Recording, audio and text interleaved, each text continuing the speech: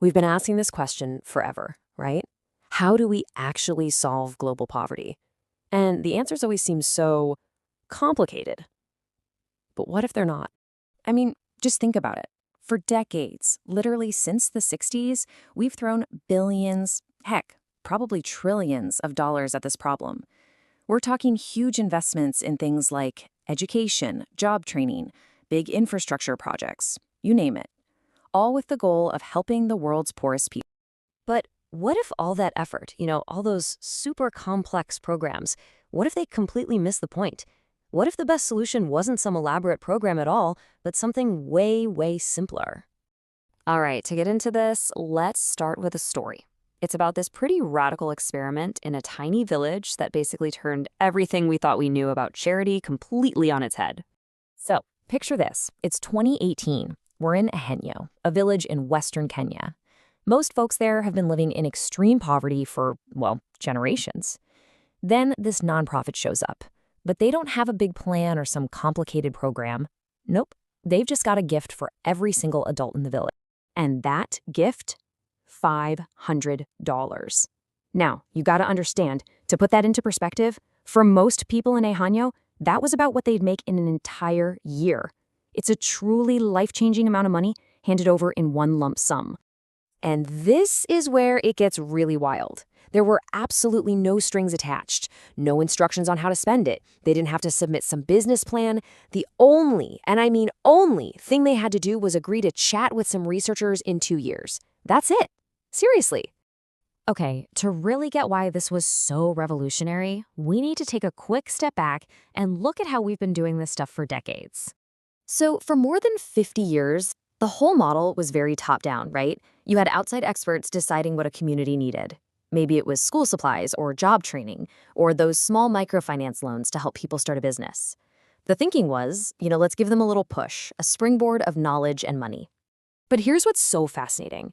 There was this huge gap between what we intended to do and what actually happened. When economists started doing real studies on this stuff in the late 90s, the results were, well, pretty disappointing. Giving out school supplies didn't always mean better education. Job training often didn't lead to higher incomes.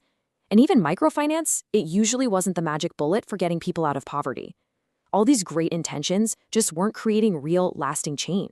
And that's why the idea of just handing people cash, it seemed ridiculous to most people in the field. The common wisdom was they just blow through the money and be right back where they started. It flew in the face of everything traditional aid stood for. Which, of course, brings us right back to Ahenyo. So 2 years go by. The researchers come back to the village, ready to see what happened with their so-called ridiculous idea. And what they discovered was, honestly, mind-blowing. First up, let's talk money. Business revenues in the village had shot up by 65%. People had put that cash to work, investing in their farms, their little shops, you name it. And it was paying off big time. And get this, the good news wasn't just for the people who got the cash.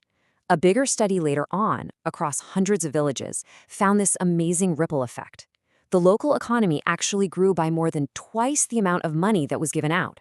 That's a huge return. But wow, the impact went so much deeper than just money. Families were saving more. They were eating better. Their kids started doing better in school. And check this out.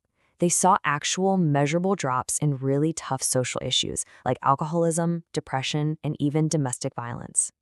It even reduced inequality in the village. It was like the cash had this healing effect on the whole community.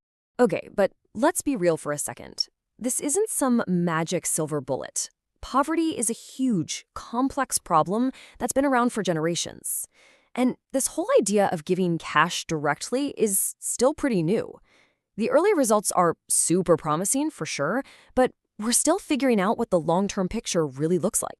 And this study from Uganda really shows how complicated it can be. You'll see that a cash boost helped earnings for the first 4 years or so, but then that effect just vanished for the next 5.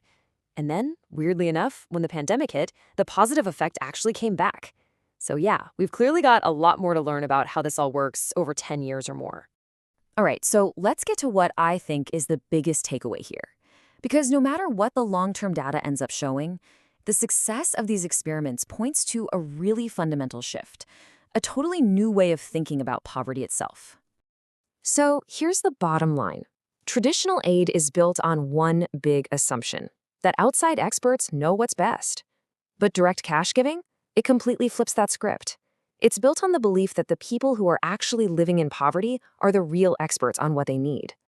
See, at its core, this whole idea isn't really about the money. It's about trust. It's about believing that if you give people the resources and the freedom to make their own choices, they're not going to waste it. They'll use it to fix their roof or start a small business or make sure their kid can stay in school. Whatever it is, they know is the best investment for their family's future. And that leads us to the final, and maybe the most powerful question of all. If this simple idea works so darn well, what's stopping us from doing it everywhere? Just think about this for a second. Right now, wealthy countries spend $200 billion a year on international aid. And that's not all. Private charities and foundations, they're sitting on another $1.5 trillion. So the money is already there. We literally have the financial firepower to wipe out extreme poverty as we know it. The resources are not the problem. For decades, we've built these incredibly complex systems, all based on the idea that we know best.